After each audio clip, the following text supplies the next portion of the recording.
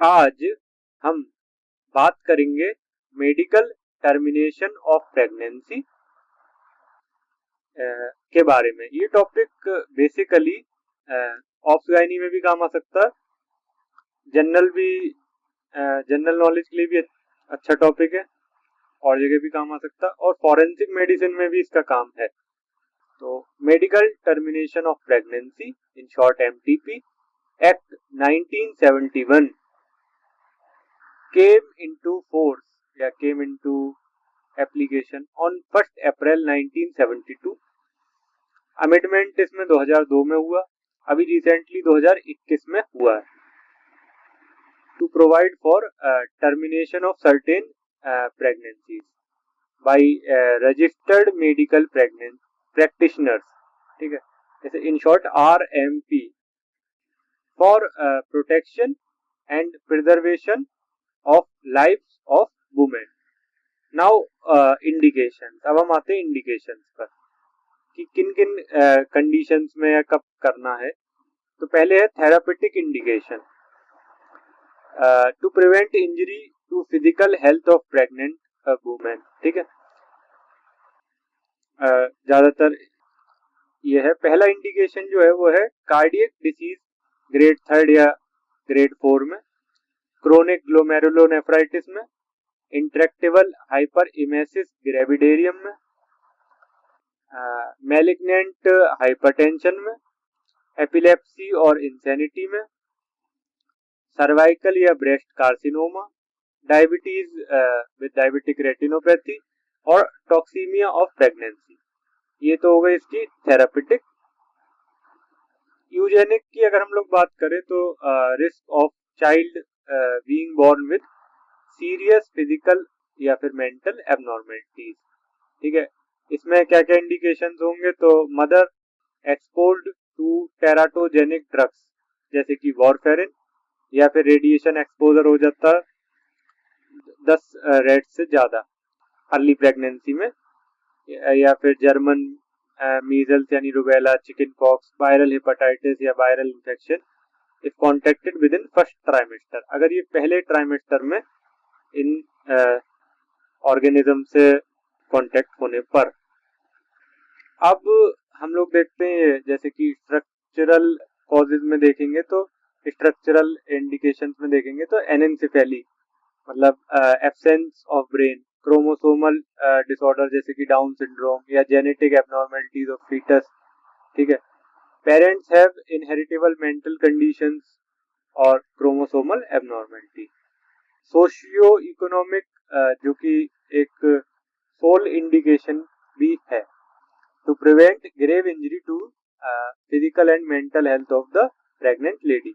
इसमें कौन कौन सी आती है, जैसे कि unplanned pregnancy with low socio economic status, ज्यादातर 80% ऑफ केसेस में ऐसा ही मिलेगा, अनप्लैन्ड प्रेगनेंसी थी और लो socio economic status.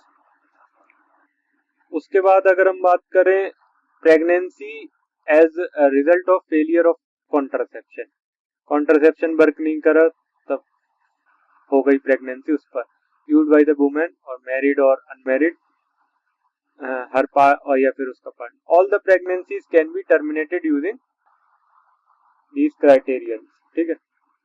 Last is humanitarian, pregnancy caused by rape, ठीक है। तो रेप केसेस में भी एमटीपी होता करना पड़ता है।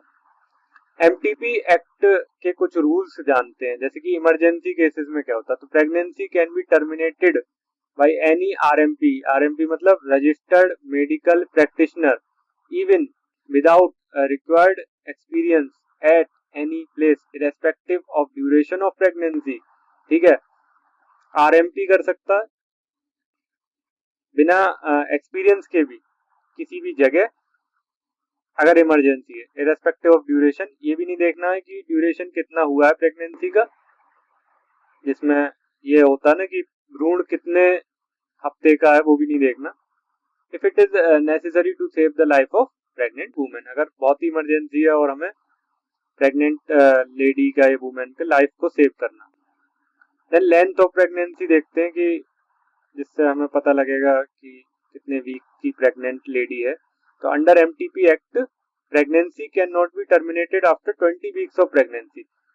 20 हफ्तों के बाद तो एमटीपी एक्ट अलाउ नहीं करती है टर्मिनेशन, ठीक है। एक्सेप्शन है लेकिन इसके कुछ, जो कि अभी रिसेंट अमेंडमेंट हुआ था 2021 में, उसके अकॉर्डिंग, जिसमें upper gestation limit of termination is up to 24 weeks for special categories of women. कुछ स्पेशल कैटेगरीज के लिए ये जो लिमिट है उसे 24 वीक्स कर दिया गया, जिसमें वल्नरेबल वुमेन है, जो कि सर्वाइवर्स ऑफ रेप हो सकती हैं, विक्टिम ऑफ इंसेस्ट या दूसरी कोई माइनर्स हो सकती हैं, ऐसे वल्नरेबल वुमेन। फिर हम आते हैं termination can be done beyond 24 weeks in cases of substantial foetal abnormalities diagnosed by medical board. अगर मेडिकल बोर्ड के द्वारा कोई सब्सटेंशियल फीटल एबनॉर्मेलिटीज को डायग्नोस कर लिया गया है तो टर्मिनेशन 24 वीक्स के बाद भी हो सकता है, लेकिन उसमें बोर्ड आपको परमिशन देगा, यानी मेडिकल बोर्ड। देन आता है कि opinion of only one doctor will be required up to 20 weeks of gestation. 20 weeks तक तो एमटीपी एक्ट में अलाउ है, उसमें ओपिनियन जो है वो एक डॉक्टर का काम कर जाएगा और 2 डॉक्टर का काम करता है फॉर 20 से 24 वीक्स तक, जो कि स्पेशल कैटेगरी बताया था। नाउ अब आते कंसेंट पर। तो कंसेंट जो वुमेन है वो मैंडेटरी है, कंसेंट प्रेग्नेंट वुमेन का, एक्सेप्ट कब कब किस किस कंडीशन में, अगर वो 18 साल की नहीं हुई है या फिर मेंटली इल है तो फिर उसके गार्जियन का, या मोस्टली 18 से लेस है तो गार्जियन का ही, शादी तो नहीं होती, और मेंटली इल है तब भी साथ वाले का या गार्जियन का ही काम करेगा। Consent of husband is not necessary, husband का कंसेंट की जरूरत नहीं है। देन आते हैं मेंटेनेंस ऑफ रजिस्टर। तो रजिस्टर मेंटेन करना पड़ता है इसका। Head of hospital should maintain register recording the details of patient undergoing termination of pregnancy for period of 5 years। ठीक है, 5 थोड़ा वैसा बन गया लेकिन बेसिकली है 5 ही, ठीक है। And professional secrecy should be maintain. तो 5 साल के लिए इस रजिस्टर को मेंटेन करना पड़ता है हेड ऑफ द हॉस्पिटल को, बिकॉज एमटीपी में मेडिको लीगल एस्पेक्ट्स भी। तो place where MTP can be perform, कहाँ हम एमटीपी कहाँ किस किस प्लेसेस पर कर सकते हैं। देखो इमरजेंसी में तो एट एनी प्लेस है बाय आरएमपी, बट जनरली कहाँ कहाँ करते हैं वो देखते हैं। तो MTP can only be conducted at hospital established और मेंटेन्ड बाय गवर्नमेंट, ठीक है, basically government hospital. Place approved by government, ऐसी प्राइवेट प्लेसेस भी हो सकती है जो गवर्नमेंट ने अप्रूव कर रखी है या डिस्ट्रिक्ट लेवल कमिटी ने अप्रूव कर रखी है, with the chief medical officer यानी सीएमओ या डिस्ट्रिक्ट हेल्थ ऑफिसर यानी DHO as the chairperson of the said committee. उस जो कमिटी है डिस्ट्रिक्ट लेवल की उसमें चीफ सीएमओ होना चाहिए, डीएचओ चेयरपर्सन होना चाहिए। आगे इसी में हम और जानेंगे। Thank you.